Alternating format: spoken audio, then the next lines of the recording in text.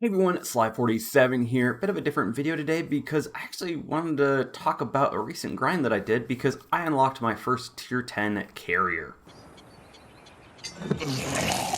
You crazy son of a bitch, you did.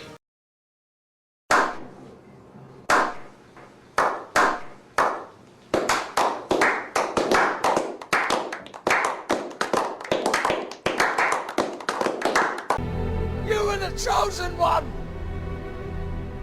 It was said that you would destroy the Sith, not join them! Okay, done with the memes, maybe. Who knows? But yes, I have unlocked the Manfred von Richthofen. As you can see, I don't have the money for it because guess what? I'm broke. I am shocked. Shocked.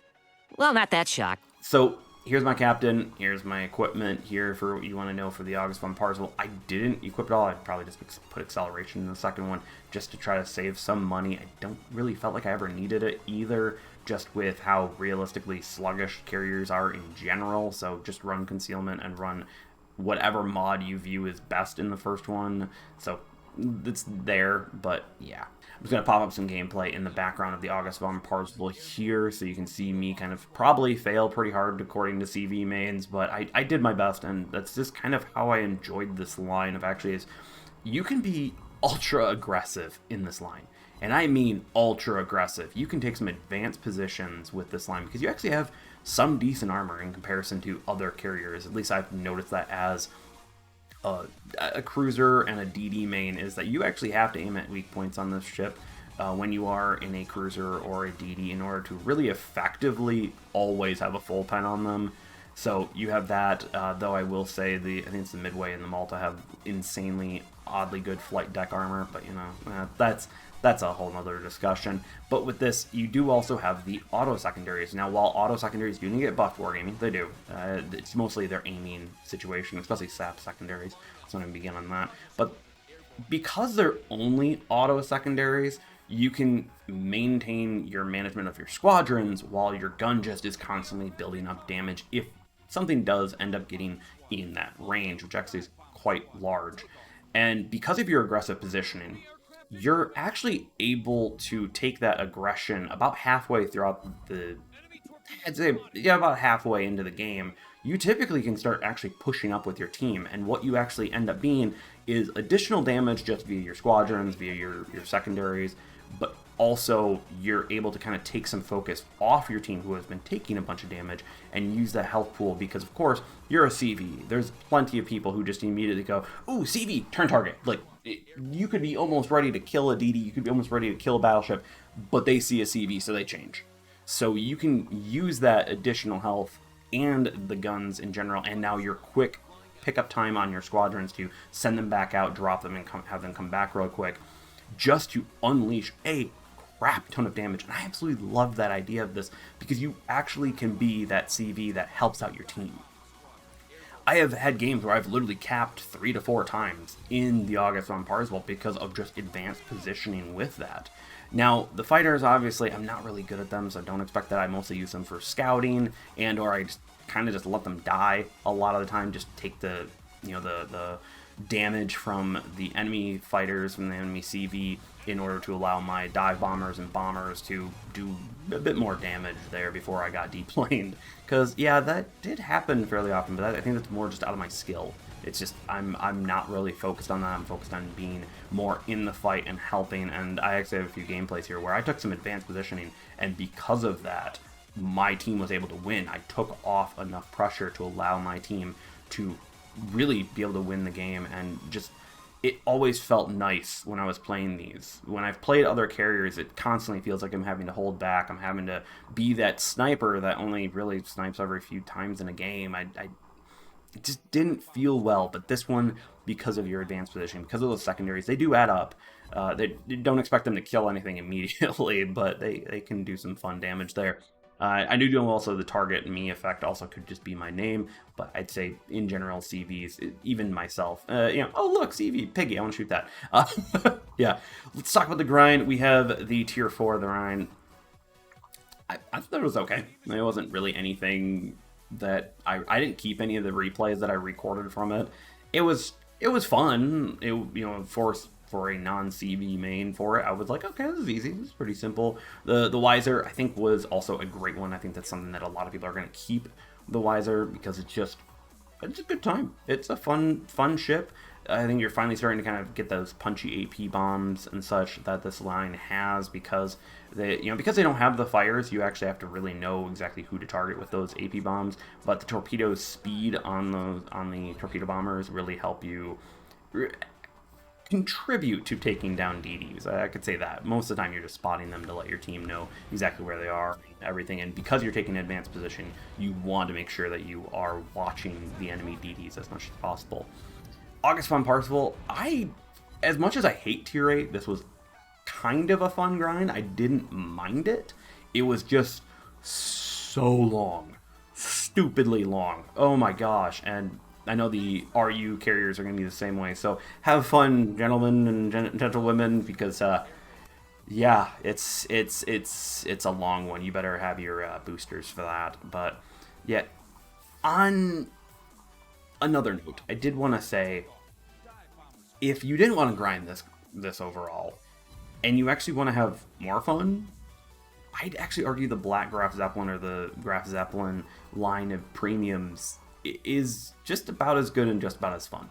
I really wish that the regular base tech tree line had some guns. These are all paper aircraft carriers anyways, so adding a few, jokingly Elbing guns on the Manfred or Z-52 guns on there would just add a little bit more capability of having fun with these ships. I really do enjoy them, and I like that concept of having all three and such. Like I'd almost want to say the Black Graf Zeppelin now is near tied with how much fun the Gneisen now is for me.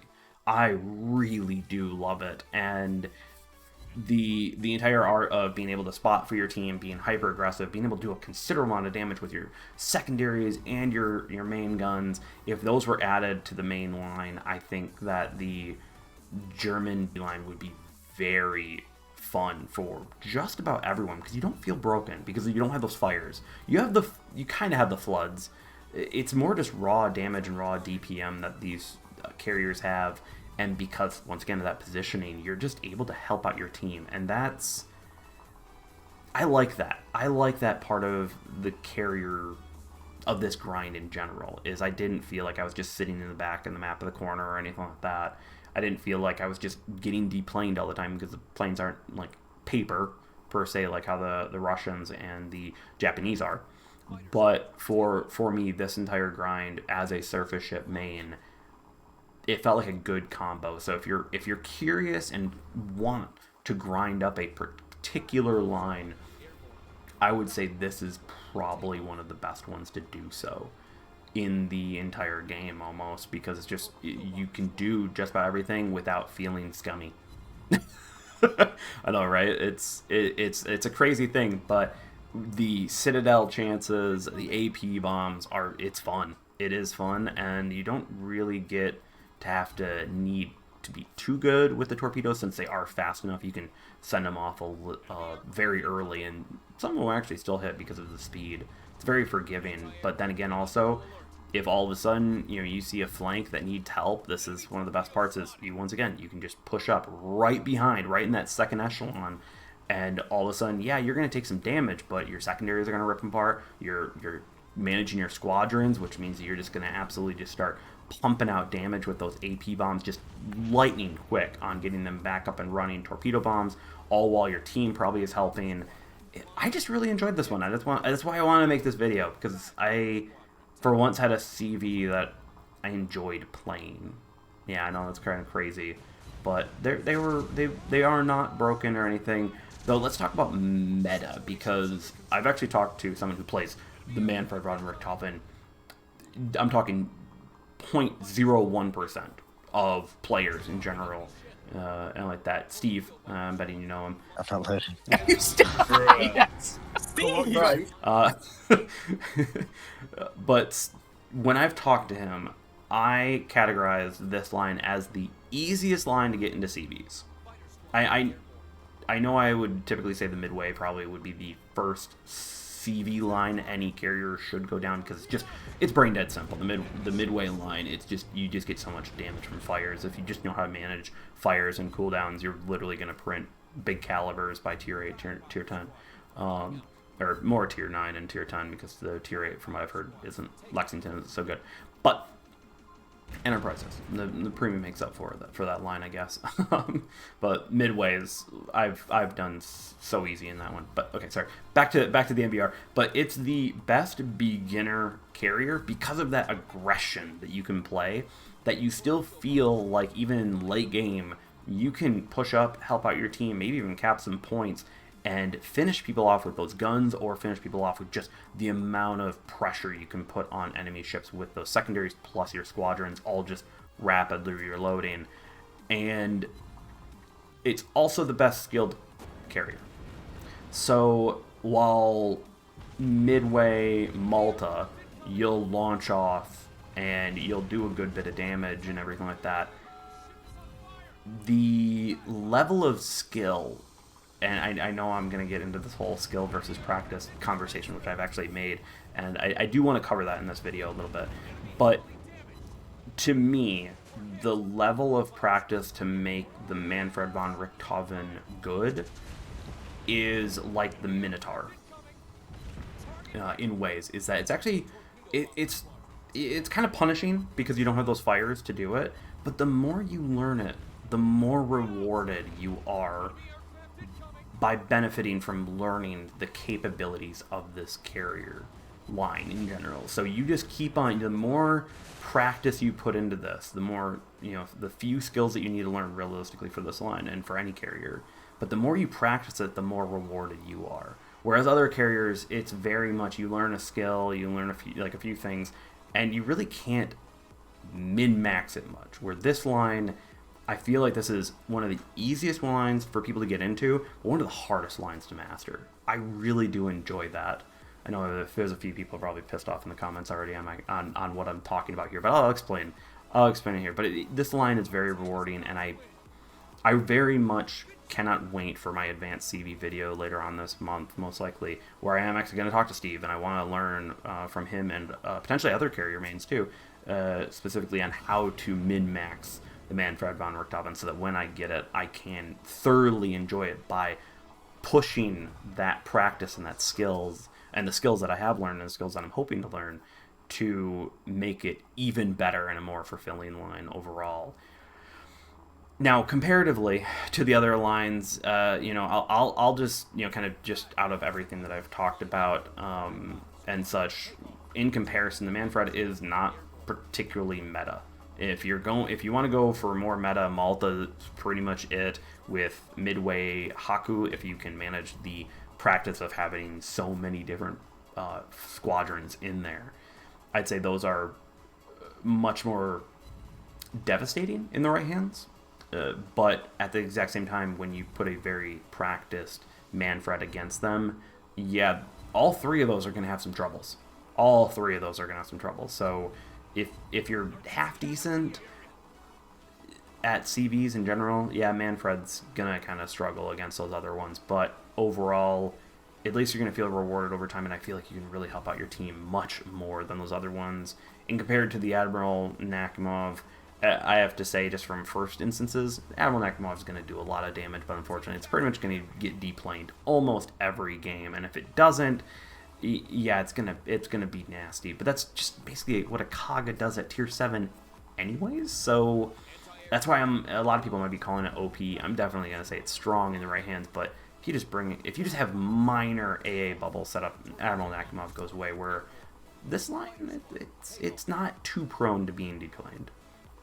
So, okay, let's have a talk here, okay? Because I have said this in the past, and I wanted to outline it on this video, specifically to cover this. So, as a programmer, this is skilled by trade, I'm a lead Android developer. Just because you have a skill does not mean you are good at it. So, Just because I'm a programmer, or, oh, look, I write hello world in a brand new language, doesn't mean I'm proficient at that language. I'm trying to illustrate my thoughts around this because there are not a lot of skills that most CV players have to learn, but you have to be very practiced at those skills to make the mark. I have fighter baited in the August von Parzival. I was happier than a lark on that one. Just so much fun. But I couldn't do it consistently. Or, I've been playing the Black Shikaku and like that. I'm not particularly great at stacking bombers and stacking fighters and fighter baiting and baiting AA. It's the practice that makes CVs good. That's why when you run into a good CV player, you're kind of pissed because they are stupidly overpowered. Almost every single CV in this game can be in one way stupidly overpowered if you put a good CV main behind them, because they are practiced with the entire art of everything that makes CVs as strong as they are in history and in game. It's just the way it is. But I don't believe there are many skills to learn. It's just those few skills that you learn as a CV, once you're practiced with them. It's like taking a person who just learned how to chop wood. That's not a carpenter compared to someone who spent 10 years or 20 years just working in a wood shop. Something like that. In any form of workshop. It's a whole different experience. And that's why CVs are such a hard class to also balance. Because it's not the power of the ship, it's the practice of the player. And that's why having a bad CV on your team really sucks. It really does. Because if the enemy team has a decent one, the scale between a new bad player to a decent CV player is astronomical. Especially when you can bait their fighters, especially when you can stack up, you can prevent yourself from getting deplaned, you've got good positioning, you're making aggressive moves, you're potentially even using your health to help out your team. That level of play and those skills, there's not too many of them for a CV player to learn, but to master those skills, dear Lord, it takes time. It takes a load of time. I respect CV mains. And that's why I wanted to add this entire section in here, just because there's a lot of people who took that entire short little stream stuff out of context. But I wanted to talk about it. It's like, hey, I respect the practice. I don't view that there's as many skills to learn in comparison to surface ships, though I do believe there's a lot of surface ship skills that are very shallow. You really can't take them that far. And such. Map awareness, of course, you can take that to an extreme. How to shoot, how to aim, how to do everything like that. How to dodge CVs, everything. You can master the crap out of those. But there's a lot of things that, of course, hey, when to pop your AA? It's not really that hard. It's a very simple skill. You press one button, you're good. There's a lot more skills to learn. They're very shallow in comparison, where CVs, the depth that when you run into a true CV main, it's a work of art. It's a work of art. And that's why you don't really see them much in tournaments either, because, dear Lord, when you're talking about that level, a few screw-ups from one CV main against another CV main that know their stuff at, rulers of the wave level, it doesn't matter if you bring triple Worcester, they're still getting through. That's how good they can be. It's going to be rough on that CV main, but they'll still get through. And that's just the power of CV main. So I just wanted to kind of talk about that, about my thoughts on why I say skill versus practice and such. Just understand that a lot of the time people took it wrong and didn't understand that I separate the two. Just because you unlocked a skill doesn't mean that you're good at it. So it takes practice to be good at a skill. So, I can fighter bait. How often do I do it? Not very often. Because I'm just not practiced with it, and that's where the practice of a good CV player can be. And I'm going to stop rambling here. So hopefully that let everyone understand my thoughts on CVs really in World of Warships Blitz. And I do respect CV mains that are very good. It sucks when you have to play against them, and I hope that Wargaming...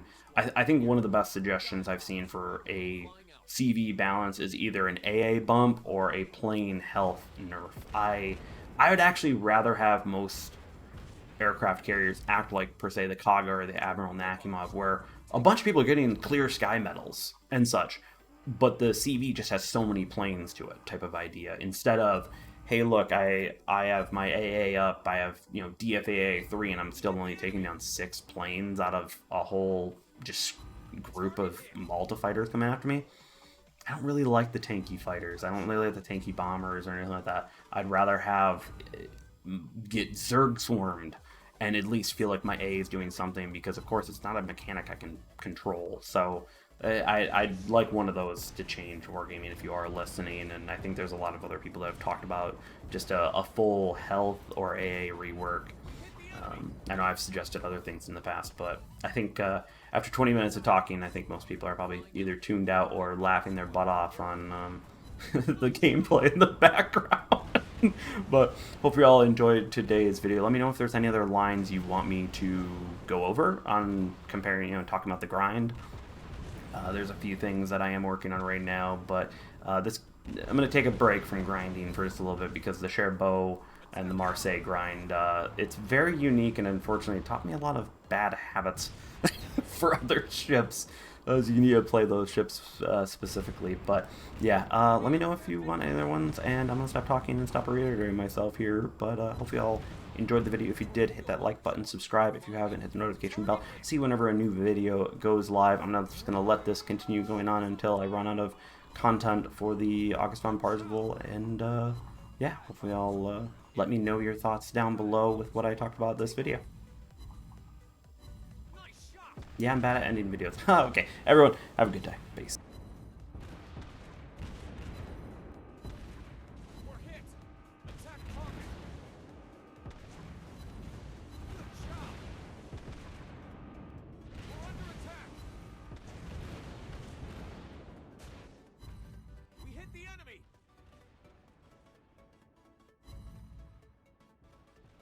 Torpedo bomber squadron airborne.